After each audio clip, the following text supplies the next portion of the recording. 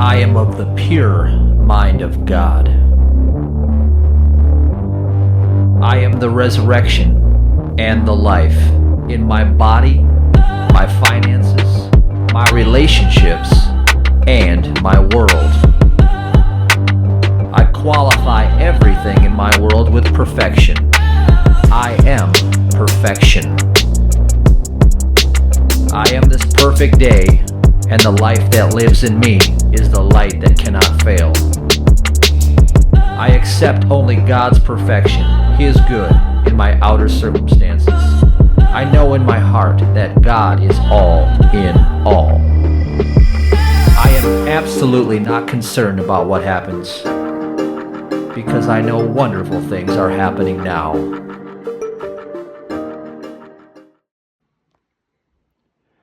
Okay, I have the Sefer here, and I want to show you Malachi, the book of Malachi, the prophet.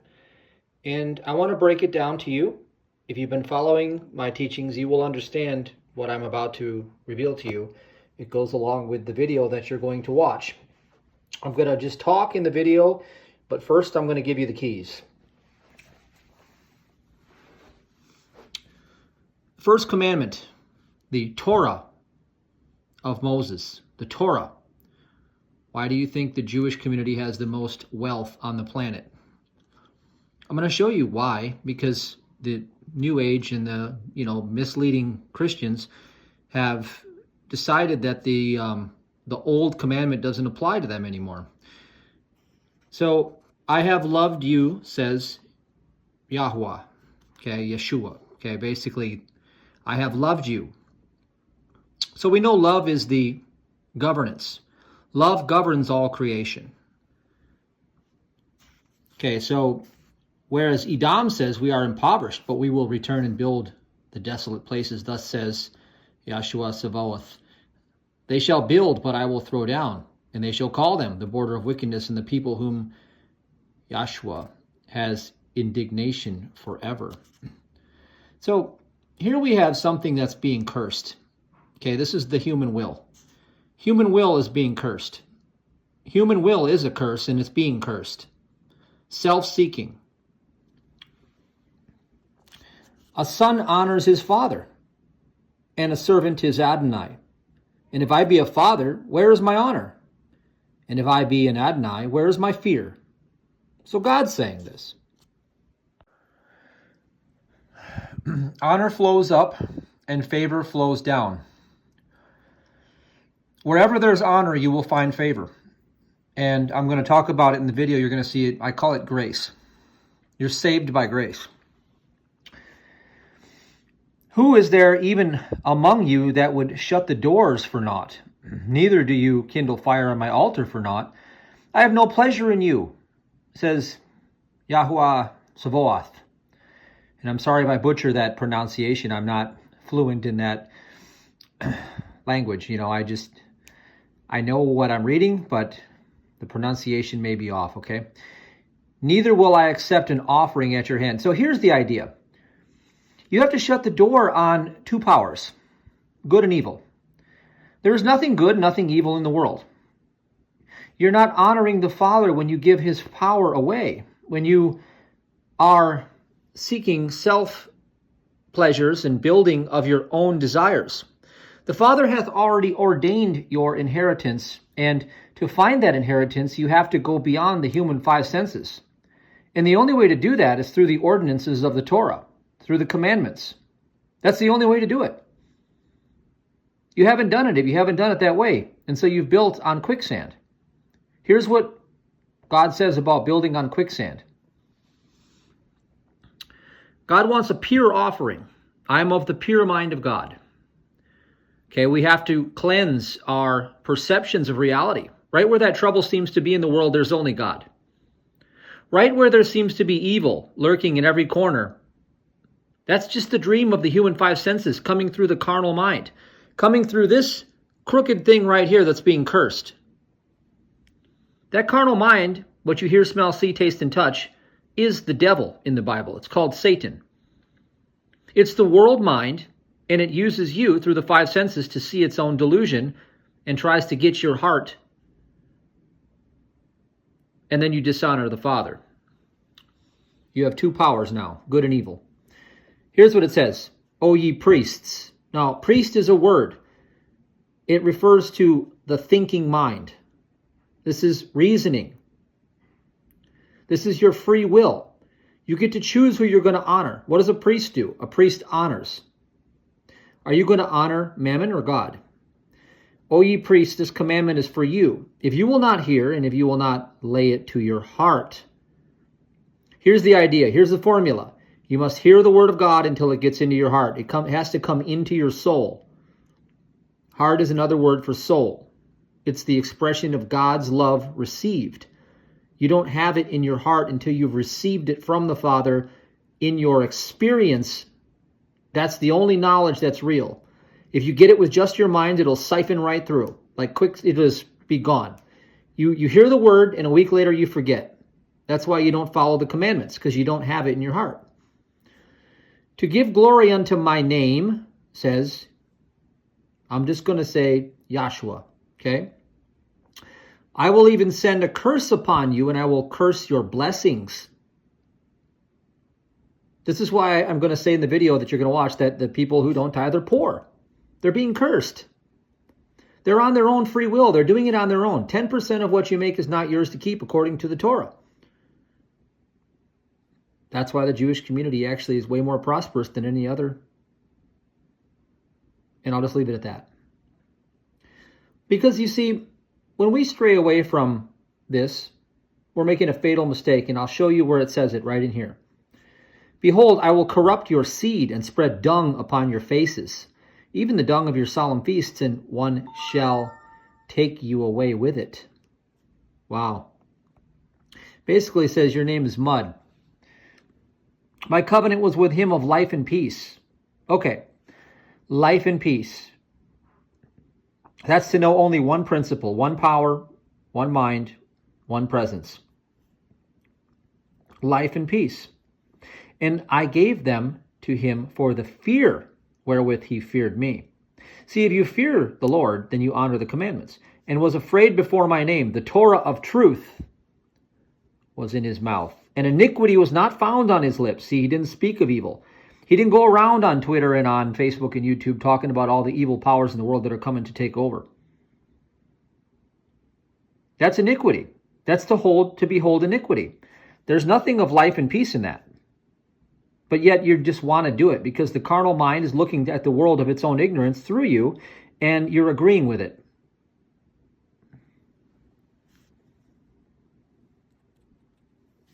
Shut the doors. It says, shut the doors, or I will not accept the offering at your hand. See, have you ever read this? Has anyone in your church ever read this to you? Has the pastor ever read this to you? They don't even know what they're reading. They're looking at it through the carnal mind. Until you have the garment, you don't know what you think you saw. He walked with me in peace and equity, and did turn many away from iniquity. Turn from iniquity. There is no evil. There is no power in evil. Stop being of double-mindedness. You're giving allegiance. You're fearing the God of this world.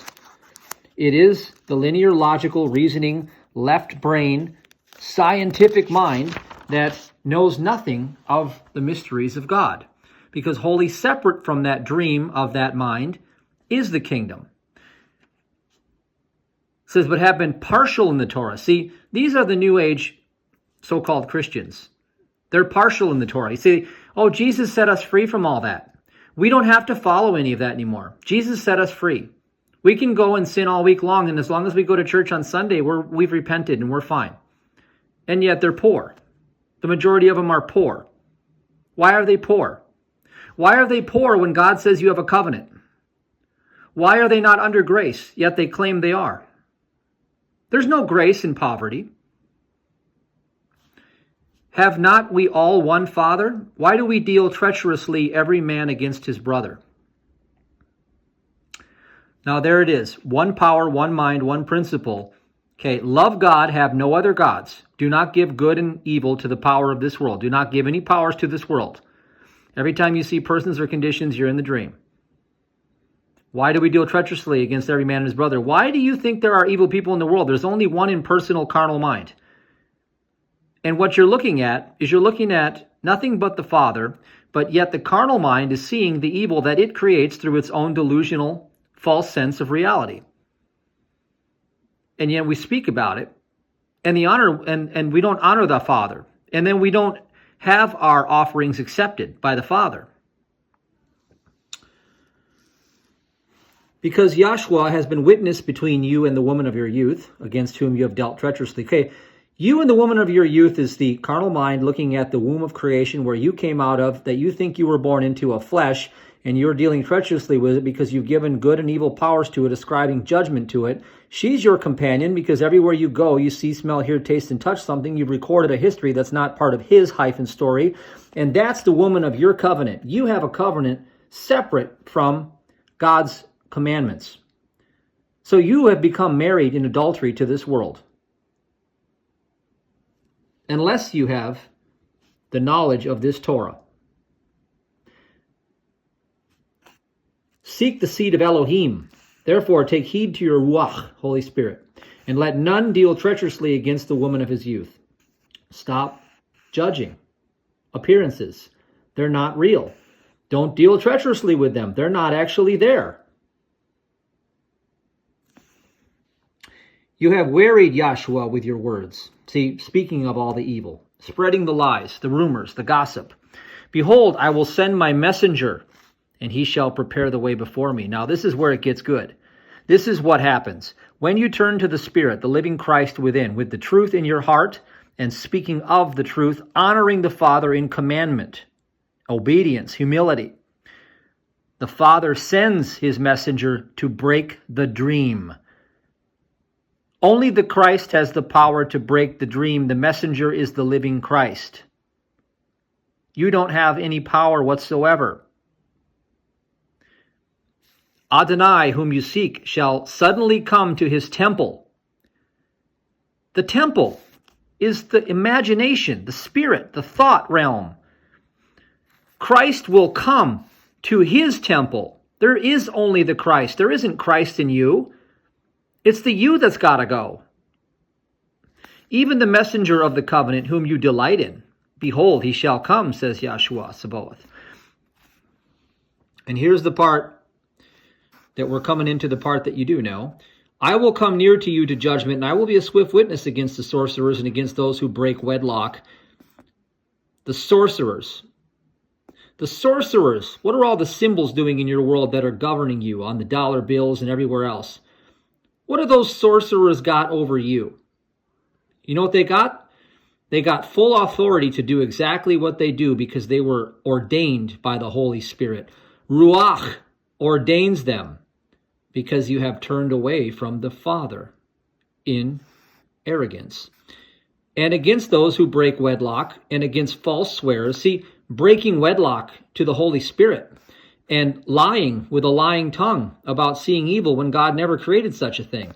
And against those that oppress the hirelings of his wages, the widow and the fatherless, that turn aside the stranger from his right, the right-mindedness, the right side. And fear not me, says Yahshua, for I am Yahshua. I change not. There. I change not. I change not. I'm sorry, but Christ didn't set you free from the Torah. Christ fulfilled it. I change not. Where does it say that you don't have to fulfill this Mosaic law anymore? If I change not. It doesn't say, oh, well, in the next chapter, I'm going to change. Actually, in 3 chapters from now, things will be much different for you. You'll just have to go to church 1 day a week. And as long as you say out loud in front of everybody that I accept Christ in my heart, therefore I am saved, then all of your sins will be forgiven and it will all go well from you from this point forward. It doesn't work that way.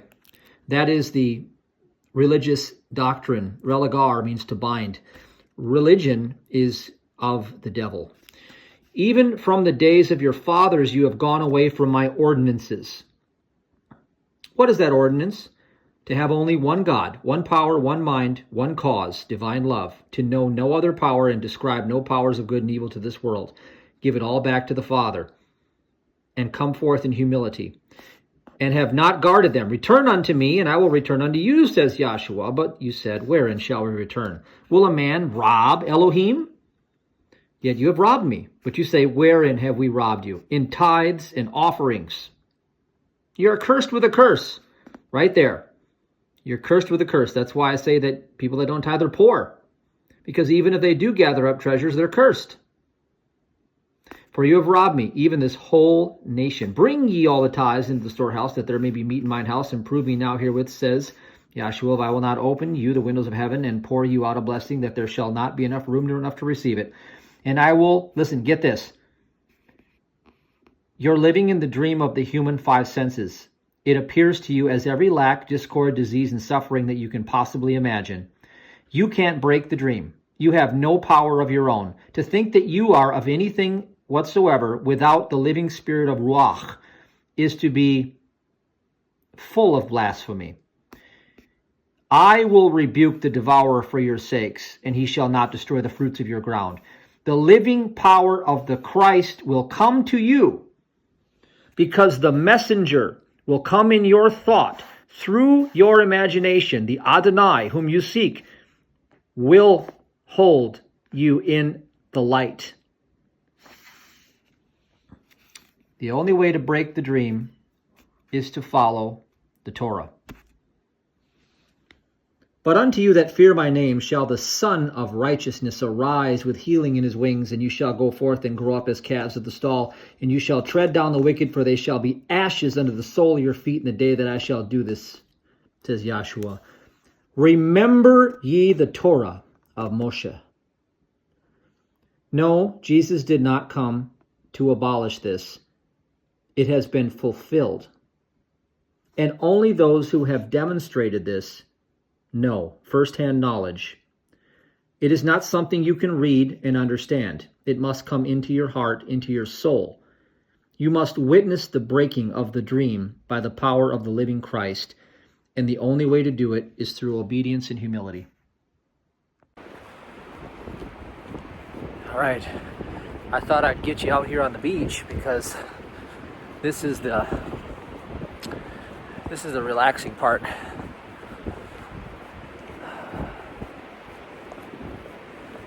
Truth be told, I need it just as much as anybody else. Look at this.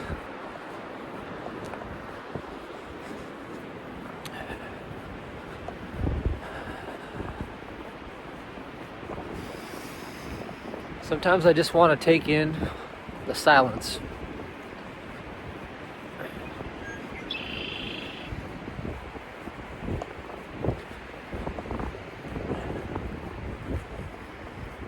Sometimes a word unspoken is the kindest thing you can say.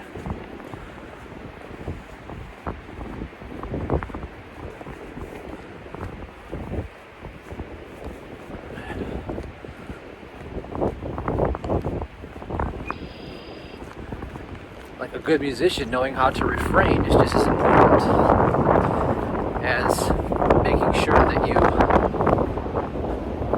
say every perfect word in every note. I'm not going to actually go all the way up there because this sand is pretty chewed up, so it'll entrench me in there. Anyway,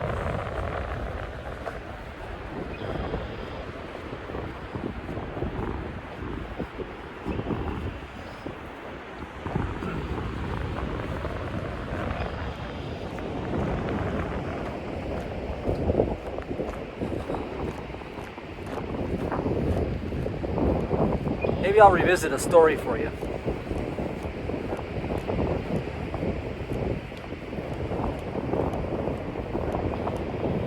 So it was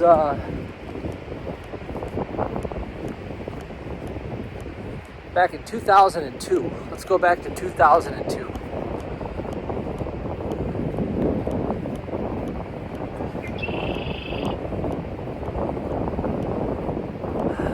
I was trying to be an entrepreneur at the time. I had been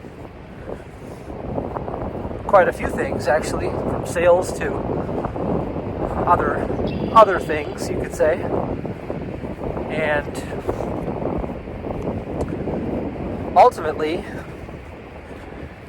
I was putting a lot of work in for really no money. You could say I was living under the curse that I talked about in the beginning. I know what that curse means now. I know from experience. Whenever we go after something that God hadn't ordained for us already, we are in a barren place, even if it is filled with the pleasures and treasures of our longing and seeking, because we end up gnashing our teeth at the end of the day because we can use our will to get what we want, but it doesn't stay, it doesn't last unless it is what is already ordained for you. It's the hard path. It's the opposite of grace. So I was doing it that way for a long time. A lot of people do it that way. And then they get weathered by life, and life is always an uphill battle. You know, maybe they meet the perfect person of their dreams, and they find out that it was really a nightmare. Maybe it takes them 10, 20 years to get there. Maybe they build the most epic business that they could imagine, and they drop dead of a heart attack in the middle of doing it. Maybe on and on and on and on and on. I guess you could say that that's the part where man plans and God laughs. But it's not, ultimately it's not a funny matter, because what is ordained for you is the path of peace and life, as it says in the scripture. Well, peace and life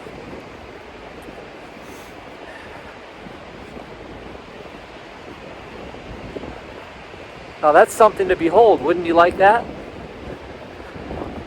So anyhow, I was down to my last $20, and I'd again go to this Borders bookstore that was back in business then, and you know, I'd always go read another book and another book and another book. I read over 700 books on self-help and personal development and you name it. I mean, I was just voraciously studying to become the best entrepreneur that I could be, and yet my pockets were empty.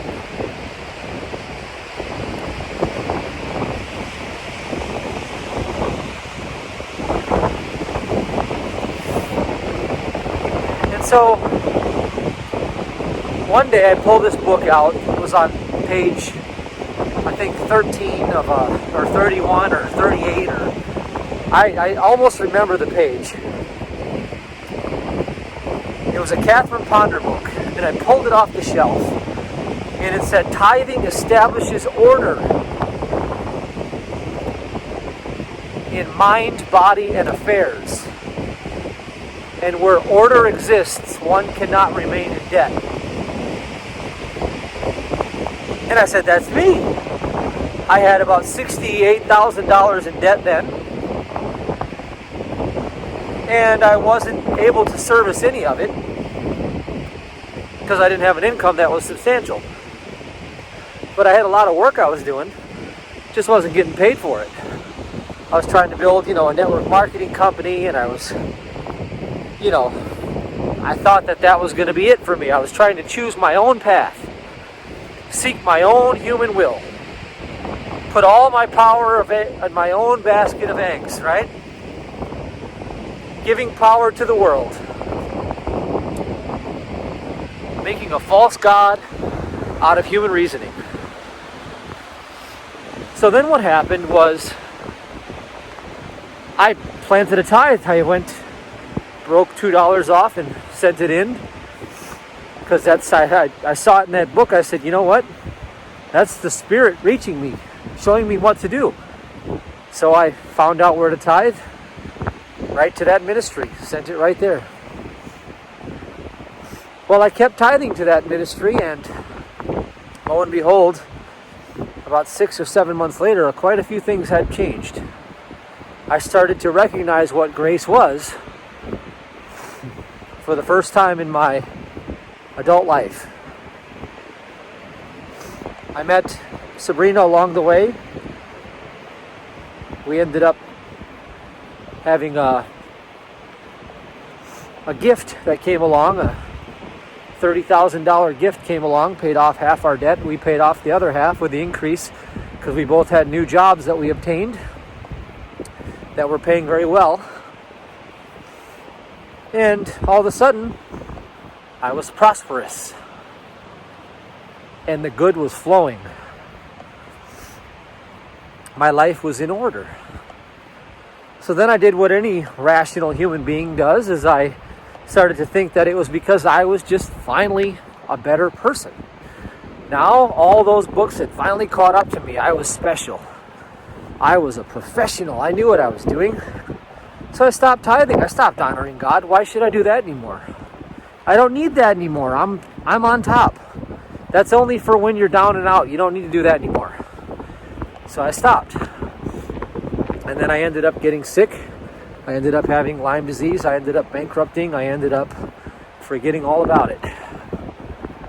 Until that day when I was at bankruptcy court in 2009, and my attorney says, "Well, you sure are cool, calm, and collected for this day." And I laughed and I said, "I know how I got here." And she's like, "Oh, you do?" And I'm like, "Yes, I do." I stopped tithing. I didn't tell her that, but I knew in my heart that that's what I did. I stopped honoring God. I started tithing again. Well, it wasn't but a few short years later, and I'm living in an 8,500 square foot mansion. My business is 7 figures, and you can fill in all the blanks by reading my books. I tell the stories. And that's when I knew that it wasn't me, but it was God. And that's why I teach this as the primary teaching of our ministry. Because if it can do that for me, and it did it for all of my mentors, Catherine Ponder, Mike Murdoch, Kenneth Copeland, Jesse Duplantis, the list goes on and on. People, Andrew Womack, these are all the people that I studied from, and they sure did know, Dr. Mike Murdoch, they sure did know that there was something about that tithe. And yeah, the world, of course, hates that about them. The world mind hates that because it breaks the world mind. Just like it says in the scripture. And you know what I say to the world mind? You're broken. Enjoy your poverty.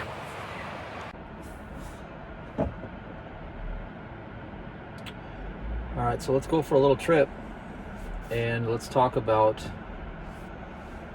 the eye of the storm. All right, if you're in the eye of the hurricane, you're in the stillness of it. You're not, in the turbulent, throwing you all over the place. Perhaps you're in the eye of the tornado, the center. Well, that's all really just representative of the toroidal, the donut. Okay, the energetic, magnetic, the toroid, and the hyperboloid. So the toroid and the hyperboloid are the diametrically opposite forces, if you will. So you have the center, the still point. That's the I am presence. Be still and know that I'm God.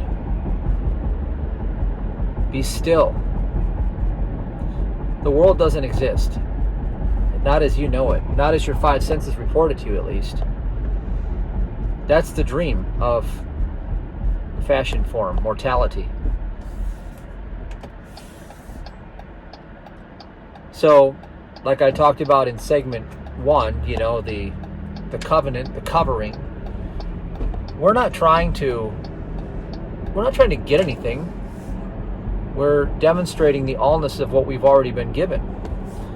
So forgive me for this camera. It has a mind of its own. It's going to keep changing its angles here. So we've been given all that the Creator has.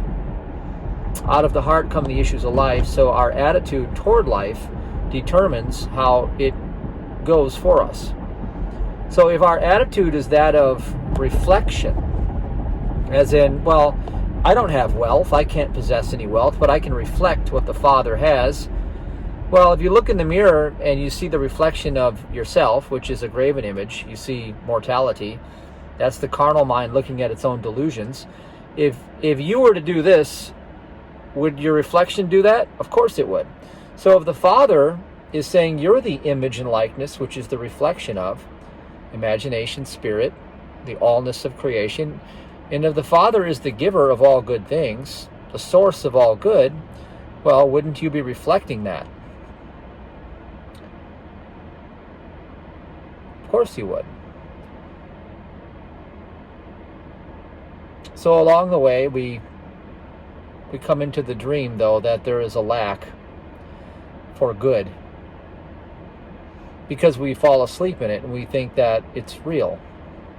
The world tempts us because the carnal mind is looking through the 5 human senses at its own ignorance and assessing that you and it are one and the same, when in truth, no, there's only one principle of creation. And that principle is forever perfect, forever complete. It's whole, holiness, wholeness. It's not divided. It's not a divided function of personality that seeks for self-preservation. The preservation of the personality is the proof that you're divided. When we reflect His self-preservation, we can know that the Spirit, the allness of life, is governing all, has all, and is the only cause that comes into being. And then we snap out of the dream. We snap out of it.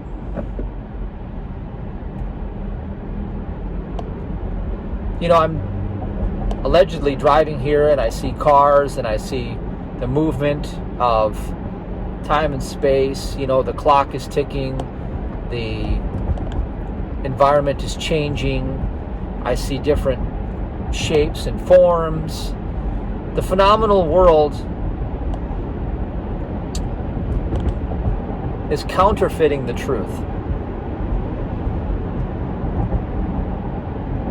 So the question is, can I see the truth amid the counterfeit dream? Well, how would I do that? How would I see the truth amid a counterfeit dream when I'm immersed in the illusion? So much so that it feels absolutely real. Are you to tell me that these cars are not here? That this road that this car is on doesn't exist? That there is no time? I'm not going to actually go anywhere? There are no other persons? Is that the truth?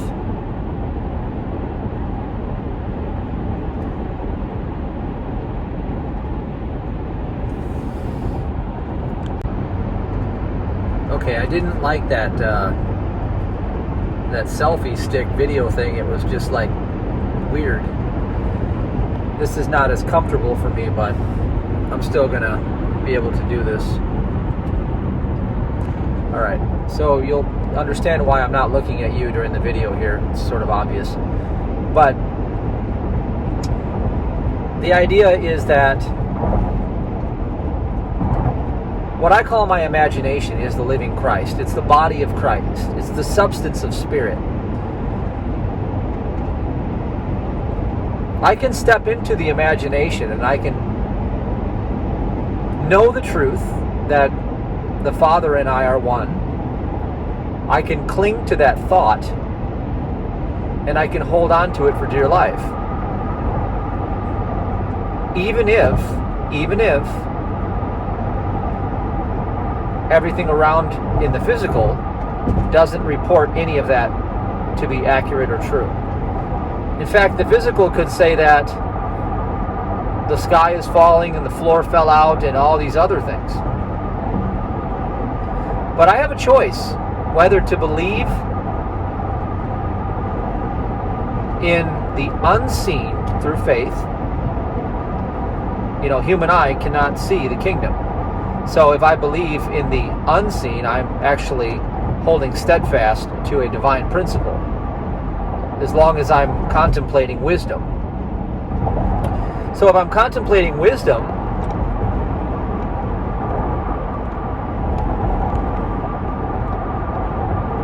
I'm pleasing the Lord. Those that are in the flesh cannot please the Lord. Romans, the book of Romans. I think it's Romans 8, the book of Romans 8. If you are in the world of flesh, you cannot please God. Well, don't you think it's important to please God? If you're going to get what you want in life, don't you think you have to be the source of all of it?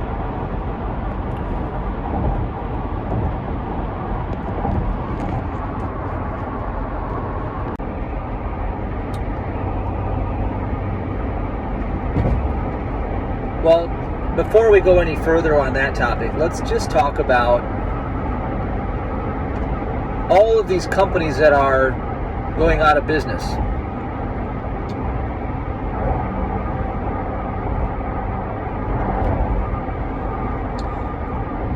Is that a bad thing or a good thing?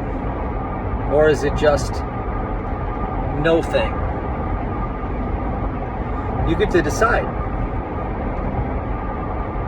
I don't think it's a bad thing that some of these companies are going out of business because they're greedy. The owners, the directors, the principals are cashing in massively, and the ones who are holding up the edifice of their corporate structure are doing slave labor for unlivable wages due to the true cost of inflation. So I say, perish. Perish.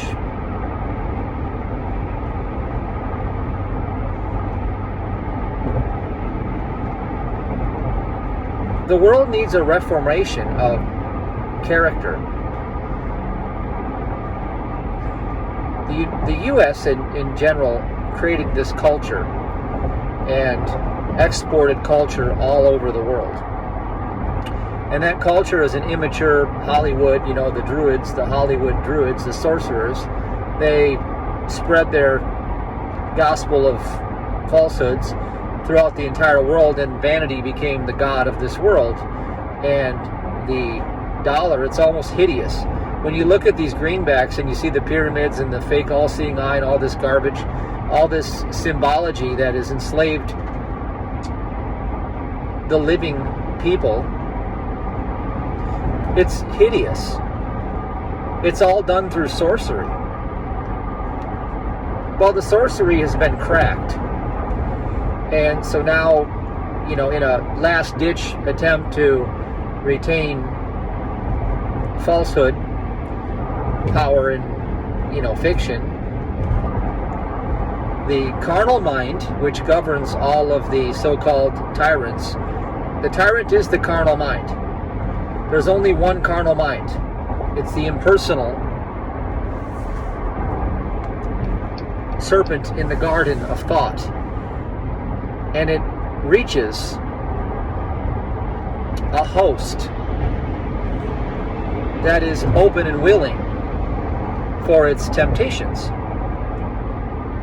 And so what you see when you witness all of the diabolical scheming going on, and all of the greed and all of the lust for power and insatiable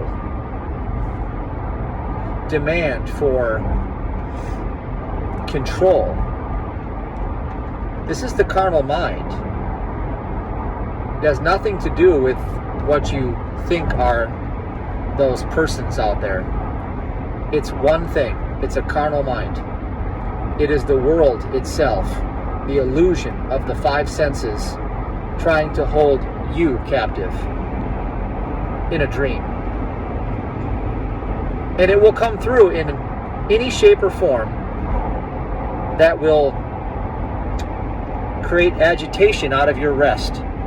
So if you can hold your position of peace and be imperturbable, and you can cling steadfast to a divine principle, what will happen is you will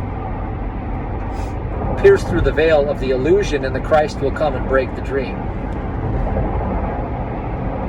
And that's what working with our spiritual healing practitioner training group is doing. Is we are working in teams to facilitate supporting one another in this knowledge, in this walk of faith that becomes trust, that becomes the demonstration manifest.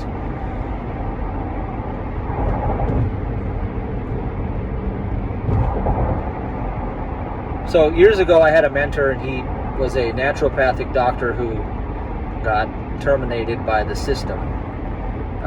He was attending an event for natural healing with 6 other naturopathic doctors, and they all magically and mysteriously died within that next year after a sudden and rapid decline thereafter that event. Well, he told me something quite profound at one time. I was going through some contrasting emotional stuff, and physical symptoms came out of that. Allegedly they were physical, but it was all really mental duress. And he said, you know what, Matthew, he said, when you begin to move toward the Christ, he says, the way I see it is that you're moving from the 3rd dimension to the 5th dimension, and you get stuck in the 4th. And he said, unfortunately, when you go halfway, you've gone just far enough for the carnal mind to recognize your ascent and escape, but you have not gone far enough to break through. And so what do you think the carnal mind's going to do if it notices you're trying to escape its clutches once and for all? It's going to beat the living heck out of you. It's going to turn up the pains and pleasures of this world, both. Because that's the twin duality that keeps you locked into this world, the good and the evil. It'll turn up the lusts of the flesh, and it'll also condemn you with the pains and false accusations and guilt and shame, self-doubt, because it strengthens your personality, your persona. And that's the hardest part of the walk into victory. Well, Jesus, he is enduring the eternal lashings, the man, that's the story. And that's the principle here, is that until you ascend out of the 4 elements, earth, water, wind, and fire, into the 5th element, the risen spirit of the ether, and become the spiritual reflection of the perfect principle, the God's allness made manifest, knowing that there is only Christ, there are no personalities or people, there's just one living substance. You call it the imagination, it's spirit. It's actually where you live, it's you. You don't have a physical life, you're dreaming. Until you demonstrate the eye of the storm, until you walk into the revelation of it, not the knowledge. See, your mind is like it's like a boat with holes in it. You can fill it with people, but it'll sink every time.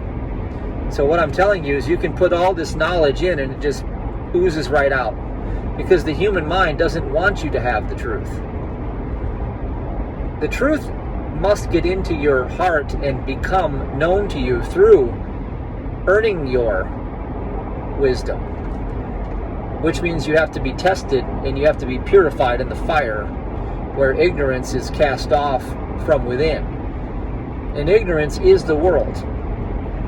So you are dissolving the world of form in thought, purifying the imagination of the Christ, so that the image and likeness becomes one with the principal attribute. You have the mind of Christ then. You're not double-minded anymore. You witness error with the carnal, and you recognize its nothingness.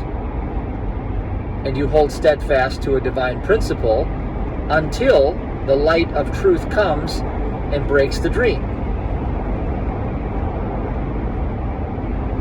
And then when the dream is broken, you have earned that wisdom. So that's what I began doing with tithing, and that's why I teach it.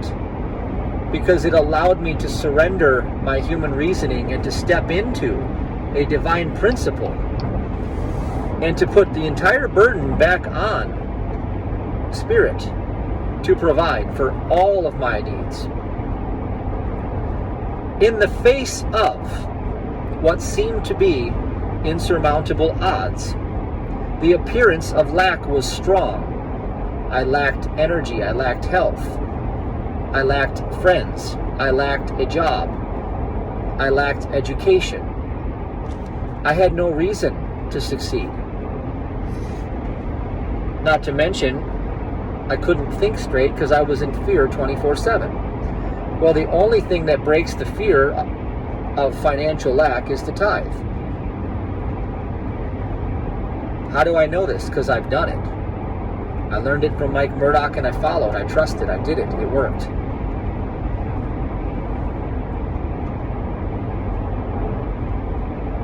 I broke through. The Christ came and broke the dream of poverty.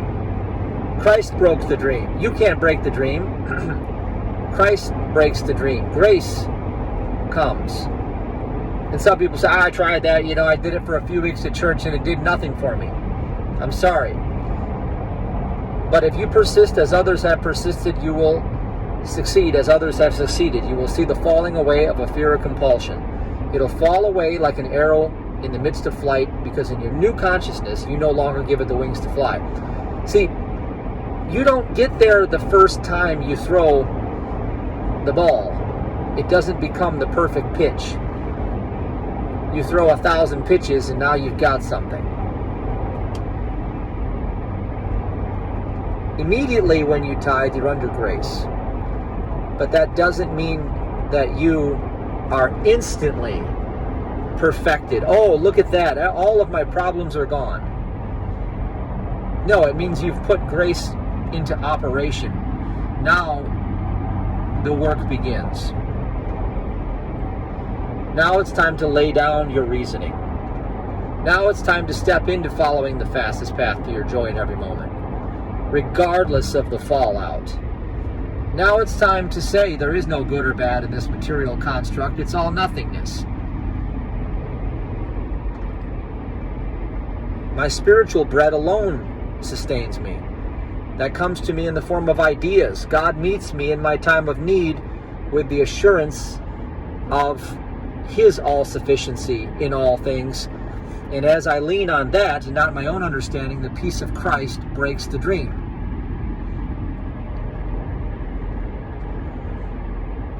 That's how this goes.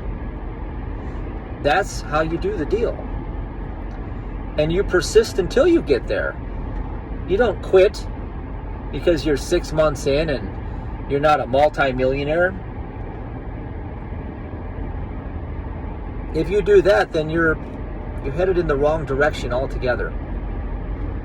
There's nothing wrong with being a multi-millionaire. But if your true desire is for selfish pleasures only, because of the things of this world, you can't fool God. Your true desire has to be, I've had enough of this false world, God. I want you. I want the allness of your spiritual reality. I want to live in grace. I want to have the covering of your oil, the anointed one, to be my mind.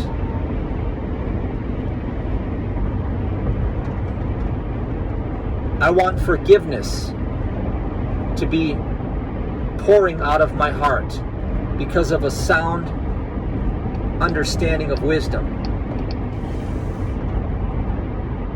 Ultimately, show me, Father, my steps. My human reasoning has failed me every time, or led me into victories that ended up becoming painful. The true joy, which is the strength of the Lord, is my goal. The knowledge of the Father is my roadmap. The obedience to the commandments is my humility. Test my heart, Father, and leave me not for wanting. And if you can come into that position, the odds are you won't care whether you're financially free or not, but because of sincerely choosing the Father's allness, you won't just be financially free, because you'll find freedom is the foundational garment of your spirituality when it's fully recognized and realized.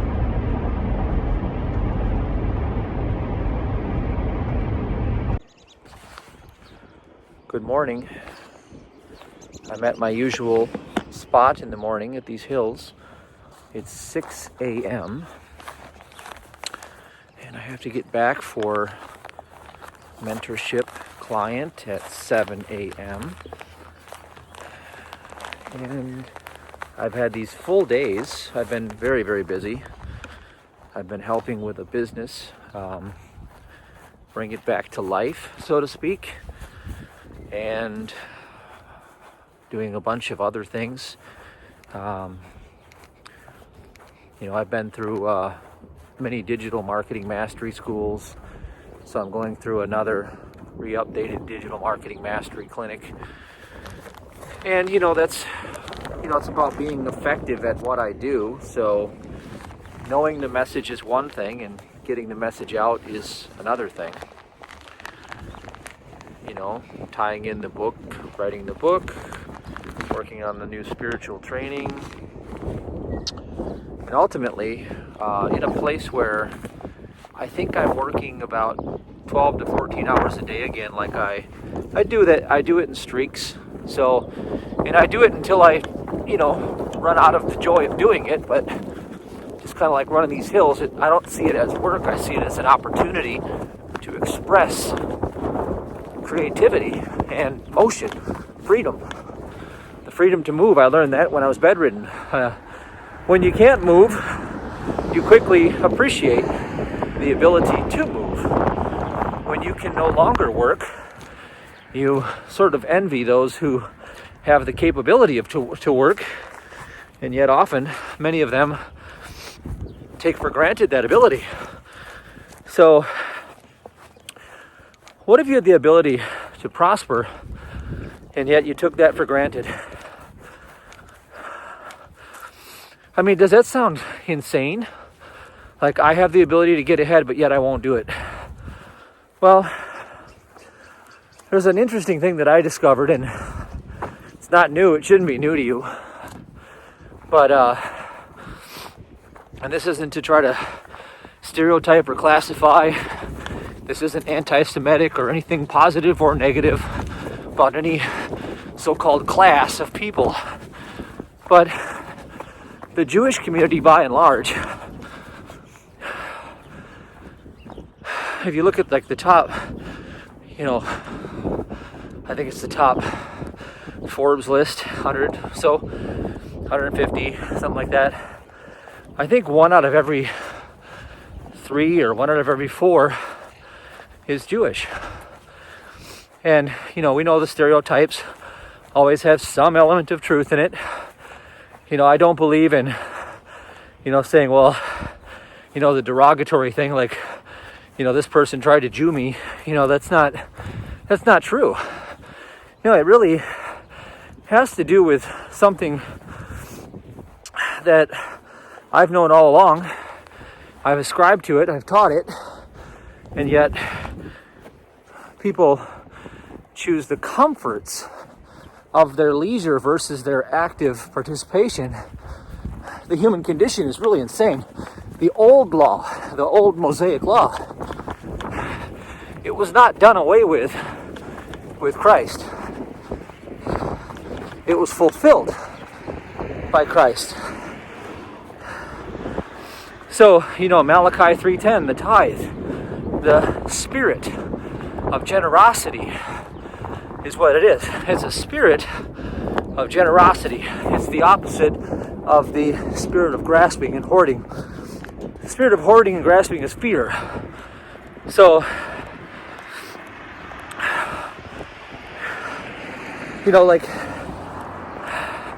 I don't talk about the alms that I do.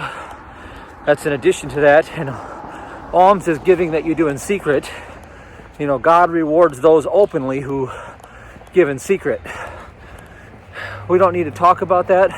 I don't need to tell you about that. That's between myself and the Creator. Now, then there's charity on the back end of that, and charitable giving is it's questionable whether it actually ever ends up where you intended it to. But needless to say, the book The Richest Man in Babylon is probably the best financial book in terms of simplicity that you could ever read. It talks about the first tenth is tithed to where you get your spiritual nourishment. So, does the Jewish community tithe? Well, I believe that the vast majority that are prosperous understand the nature of giving, of, being generous. And what I've discovered is a lot of the so-called New Age Christians, they really have a stink about that. But they also have a stink about anything like healing and demonstrating miracles and all these other ideas because they know nothing of them, because they're lost in the wilderness.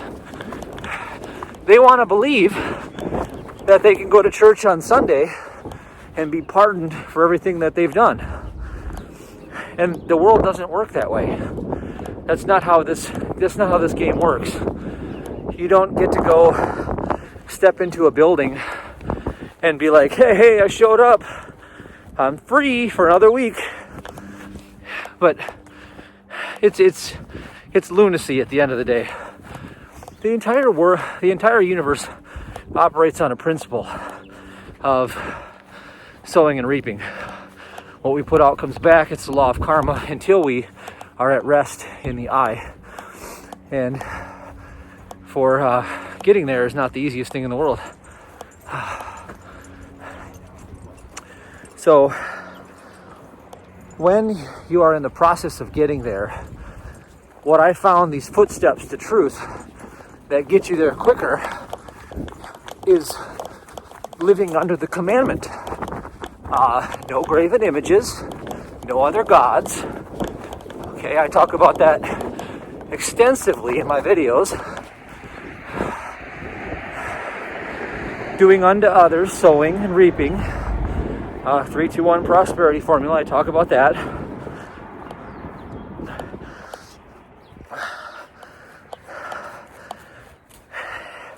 And these principles really cannot be ignored, because you can't get there from human logic.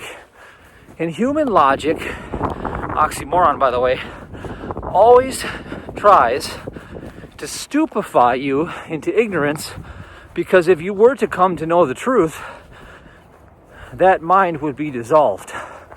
So it's not going to let you see the truth. It's not going to let you remember the truth. It's not going to let you embrace what would actually prosper you. Now, Mary Baker Eddy talks about an unselfed love. receives immediate divine assistance.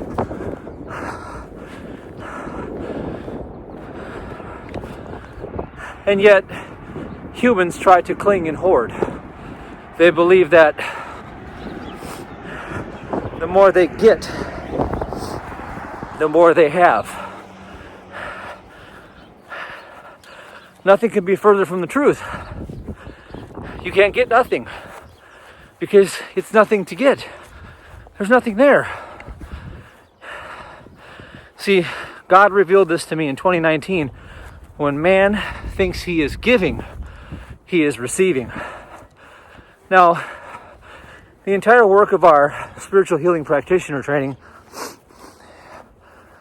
and I'm sorry I'm huffing and puffing, but my sinuses are completely obstructed, so I don't have the nasal passage. But the entire premise of this is about breaking the dream. Christ alone breaks the dream. Another way of saying that is grace. Grace alone breaks the dream. Grace. Not my works, but the Father's will be done. All right? It's not a less than position. It's not, oh, well, I wish I could be rich, but the Father's will. Gotta live in a shanty and, scrap for peanuts every week. I'm sorry, but you have no knowledge of the Father if you think that's the Father's will. And the only way you know the Father is through your demonstration of faith, based on your knowledge of truth, based on leaning not on your own understanding. So, rewind that about 45 seconds and write that down. Okay? The only way you know the Father is based on your acts of faith, according or in accord with your knowledge of the truth, with reckless abandon of your own understanding. So every week when I have the opportunity to tithe, this is not a curse put on me. The Bible makes it clear under the old commandment that 10% of what you get is not yours.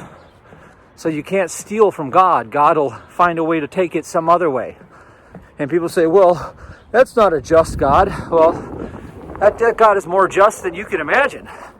That God is preventing you from being so carnally minded that you lose all sight of truth.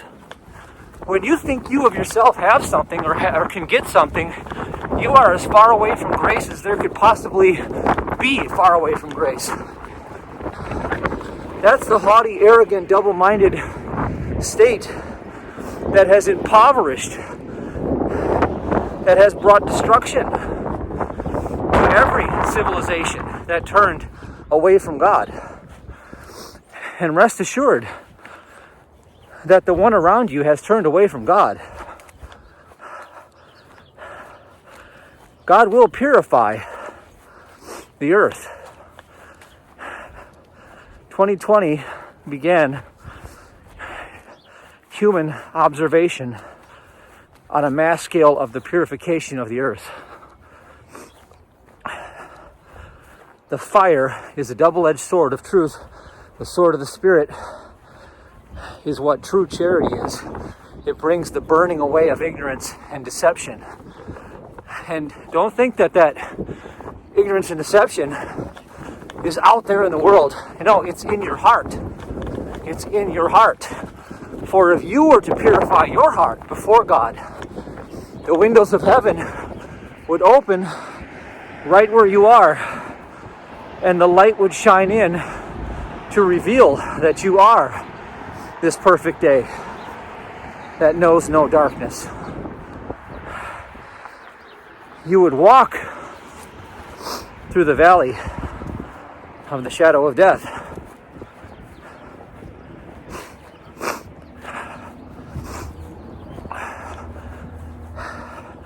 and 1,000 would fall at thy side, but it would not touch thee.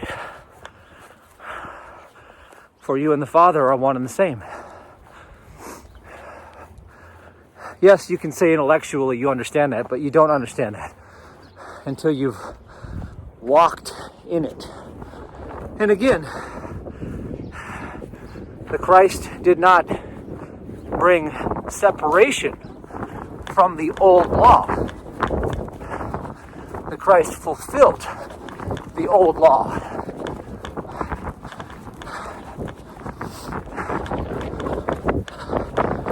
You cannot say you know Christ and you're a follower of truth and not fulfill the old law.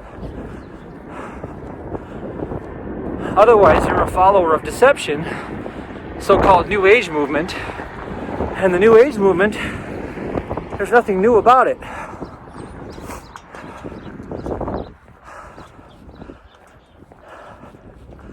Deception is deception is deception.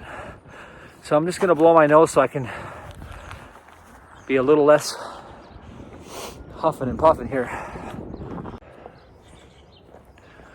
Okay. So whether or not that'll work, we have yet to see. Looks good. Yeah, it's the temptation to believe in the belief of inflammation. That is a world belief. It has no truth in it whatsoever. So I don't have to do anything to try to fear it or to try to heal it. I just have to know the truth. All right, so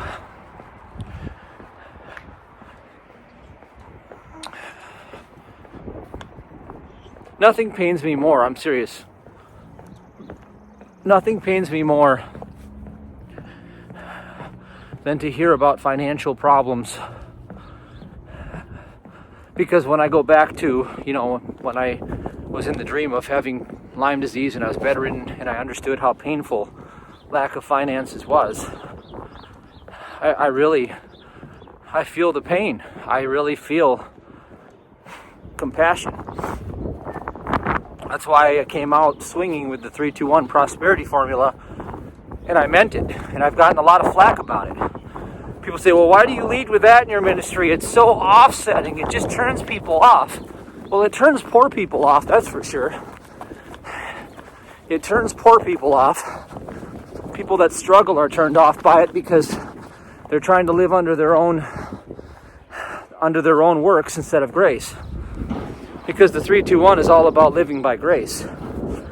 It's a shortcut to get to grace without being perfected in the allness of the I, the Spirit.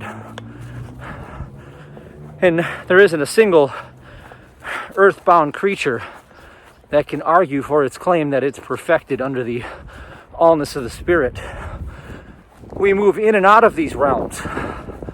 So we study truth and we feel set free for a time being because the truth makes us free. And then because we fall asleep in the carnal mind, we lose that sense. And then we fall into the dream again. This time maybe it's a new dream. Last week it was a health challenge. This week it's a relationship problem. The week before that it was a financial problem, see? And just because we come into the knowledge of the Father doesn't mean we don't have to demonstrate our faith put into action that demonstrates our trust in the knowledge of the Father with reckless abandon of our own reasoning. That is the 3-2-1 right there. Tithing, non-judgment. What is the fastest path to my joy in this moment? Rinse and repeat. That's why it works. So the idea is that, why do I lead with that? Because I found that most people, when they get their money problem solved, they're financially in a position to take their cares off this world and focus on God. I don't know anybody that can focus on God when they're burdened by meeting every human need. And they're burdened by meeting every human need because they still believe they're responsible to do that. And that false responsibility, that's the password from last week training, or the last session I did. That false responsibility, Christ came to set you free from that. Christ came to set you free for the burdens. My yoke is easy and my burden is light. So what Christ is telling you is the easy path through grace and understanding of truth applied through your faith brings light to the situation. And that light comes by faith. And it reaches and touches the hem of the garment, and grace comes to you by fulfilling the old law. Not trying to say it doesn't apply to you. Yes, you can do it. You do whatever you want. I'm not here to tell you what to do. I don't really have that authority. I don't have the authority to do anything for you or to instruct you on anything. I only have the propensity to reveal to you how when I was coming out of being bedridden and bankrupt with no hope in sight, I was able to demonstrate prosperity on levels that the world lusts after. And I did it through the ease of the Christ, and the light became manifest in my circumstances as the ideas that I needed, the people that were attracted to me. The money flowed freely and easily. Those are symptoms of being in the light. And I fulfilled the old law. I didn't try to abandon it. I didn't make myself a god.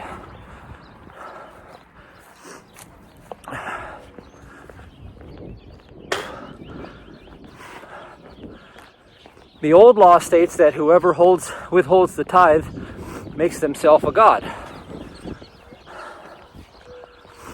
Because they rob God of the ability to prosper them. They steal grace. And what steals? The thief. And what is the thief? The carnal mind. And what is the carnal mind? It's everything you see, smell, hear, taste, and touch that's giving you all the false reports of a world that doesn't exist. And the carnal mind's one singular objective is to hide the truth.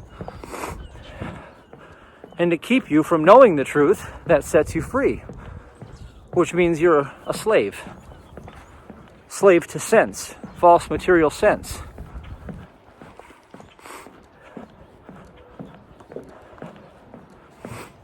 The 3-2-1 is the capstone of our ministry, and it will always be.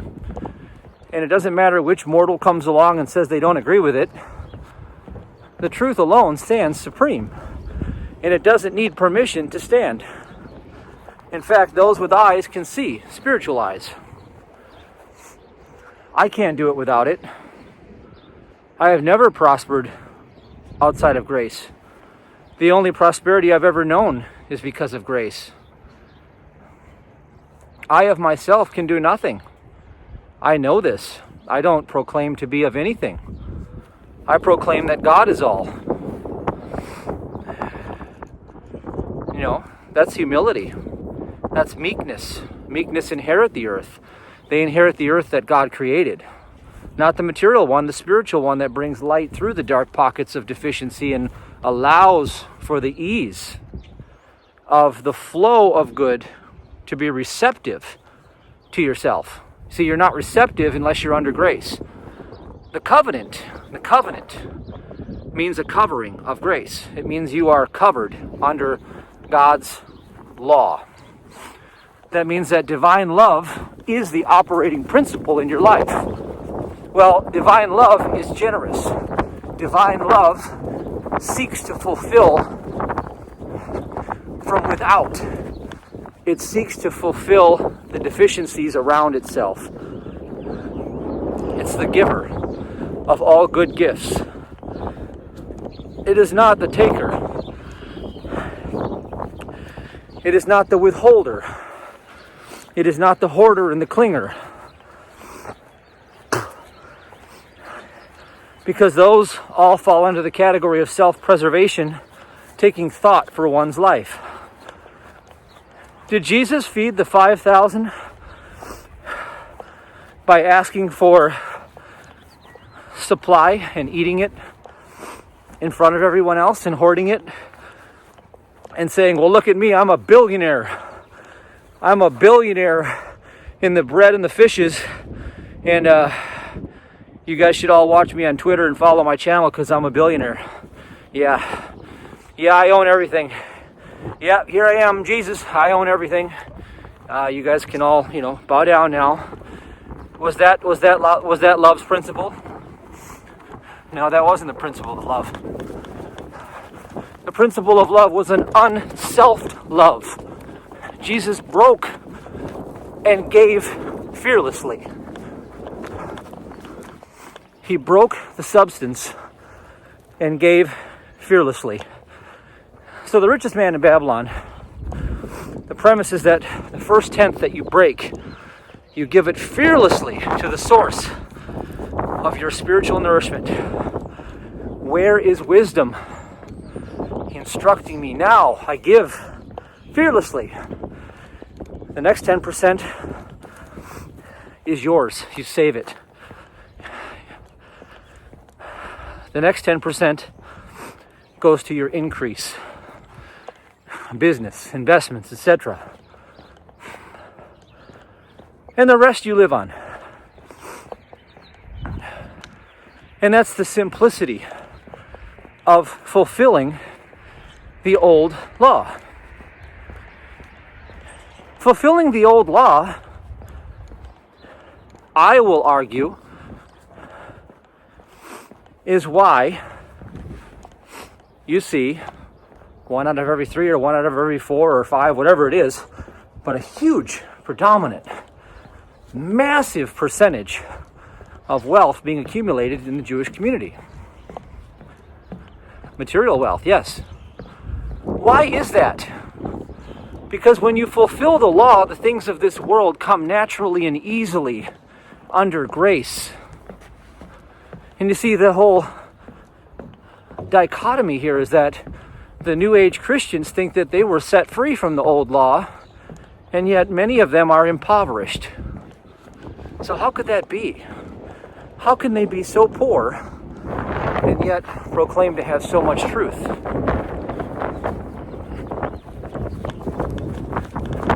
It's a good question. And then even worse, well, there is no good or bad, but even further down the opposite spectrum of running away from grace is the New Age crowd. And their manifestations are all self-derived. I got a new house. I got a new car. I got a new this. I got a new that. I got. And that getting comes with a price tag. Because when you gather the treasures of this world, the one thing that happens is you become ensnared into greed. And greed holds you captive under the material law of flesh. So then you try to preserve your flesh. And you try to become more important. And you see, ultimately, you're going in the wrong direction in the blind deception that you have found the good. But you go back to first principle. An unselfed love receives immediately divine assistance. More blessed is it to give than to receive. This is not a call to live in poverty. This is a call to understand the principle of divine love so that prosperity comes to you through ease and grace. So that the karmic law of which you dream in your five senses operates for you. And be not deceived that you think you are in the eye of the storm, which will be my next segment. Because to be in the eye of the storm is the setting free of all karmic conditions. But to attain that is, without going through the old law and trying to attain the allness of the eye, is like trying to go from preschool to completing your doctoral thesis in one step. You can try, and you can try and try and try, but you'll probably end up hating the gospel because you don't understand the gospel. Because you believe that there's a shortcut to the shortcut, that you can outwit God. And you see that propensity to try to outwit God and, live beyond the old canon and pretend that it doesn't apply is the carnal mind itself. And so therefore I say, carnal-minded one, thou knowest not the prosperity of Christ, for fulfilling the law is the only way to grace. Christ fulfills the law, does not obscure it by trying to avert it through human understanding.